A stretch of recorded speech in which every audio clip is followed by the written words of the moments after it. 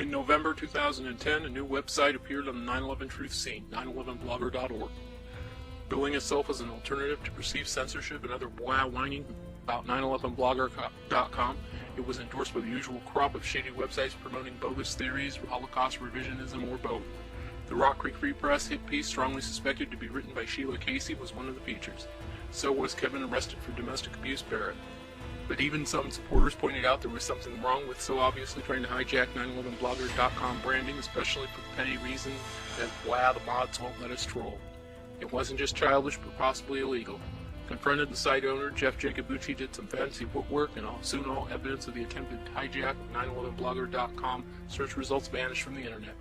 Or so they thought.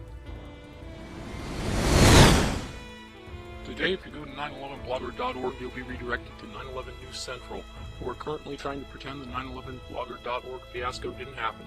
They even have a forum they think no one knows about yet. 911blogger.org was registered with no hint of irony on October 31st, 2010.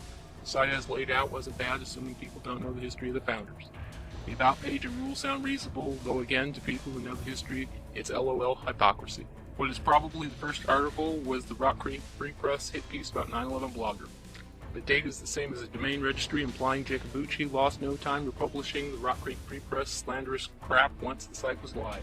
It also indicates the purpose of the site was to directly challenge 9/11blogger's reputation, all weaseling by side and others to the contrary. But examining the site, things get bizarre. According to the archives, they had articles going back to July 2010. This is not possible without a time machine. The only conclusion that makes sense is Jacobucci wanted people to believe the site was older than it was. As lame as that looks, it makes sense. If Jacobucci was trying to hide the primary purpose of the site, to hijack 9/11blogger's search results and readership. More evidence of the deliberateness. The favicon. As pointed out here, the favicon of 911blogger.org was identical to 911blogger.com's.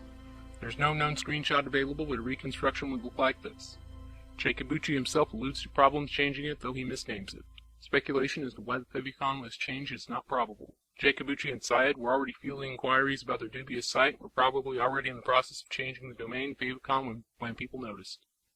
Still, imitating 911blogger.com's favicon is a detail that proves mimicking the older site was a deliberate act. Craig Reinke went out of his way to say he had nothing to do with the site. Considering Reinke's close association with everyone else involved with 911blogger.org and the websites that promoted it, we can assume he's not telling the whole truth. At the very least, he knew about it, who set it up, and was aware of the goal, to hijack 911blogger search results and readership, which makes Reinke that special thing he accuses Lloyd England of, complicit. Adam Holocaust revisionist Syed, looking for new ways to lose his credibility, admits his involvement, but only in the context of the whitewashed version, 911newscentral.com. According to Syed, he bought the domain, then sold it to Jacobucci. This appears to have happened on December 1st, meaning that Syed was responsible for anything the domain was used for up to that time. Assuming Jacobucci was the domain owner of 911blogger.org, it would require a joint effort to redirect 911blogger.org to 911newscentral.com. What is not clear is who is the current owner of 911blogger.org. It was updated December. Was it also sold to Jacobucci? If so, there's a possibility Syed was the original domain owner of 911blogger.org and he sold them both to Jacobucci, which would mean Syed had volunteered to set up the entire 911blogger.org fraud at the end of October. Contrary to what he tries to claim, 911newscentral.com doesn't look like it was ever part of the hijack 911blogger.com project.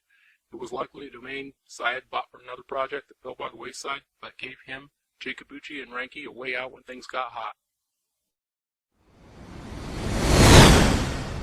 As Reinke and Aldo Marquis like to remind us when slandering witnesses, knowing about a shady and possibly illegal activity and supporting in any way makes you complicit. Not that there aren't sites that deserve this, but since this cluster of super trolls like to wow the loudest about how unfair everyone supposedly is to them after pulling a stunt like this, the microscope is coming down. These sites were the first to know about 911blogger.org. They endorsed it immediately. They're all part of the complicit club. Notice the lack of not just credible truther sites, but other well-known conspiracy sites like ATS, Prison Planet, or even Godlight Productions. It's the same clique of fringe websites giving CIT life support or pushing anti-Semite BS under the cover of anti-Zionism. The only people endorsing 911blogger.org are the same super trolls who got banned from 911blogger.com. Some of them said, well, you said start your own site, so we did. Not true. They already had websites. That's how they promoted 911blogger.org so loudly. 911blogger.org wasn't founded as an alternative. 911blogger.org was founded as an attack. The purpose was to disrupt 911blogger.com website traffic with the hope of hijacking the 911blogger brand. It's been done in 911 Truth before, with 911review.com. A search of 911review.org will return results including some of the worst creeps and batshit crazy ever in 911 Truth. Didn't know Killtown had any connection to 911review.org. Makes one wonder if that's where Syed and Jacobucci got the idea.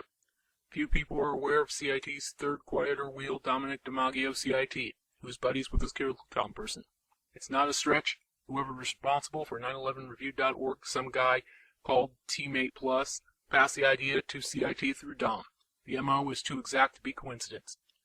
Registering 911blogger.org by Adam Syed and or Jeff Jacobucci was a deliberate hostile attack on the owners of the website 911blogger.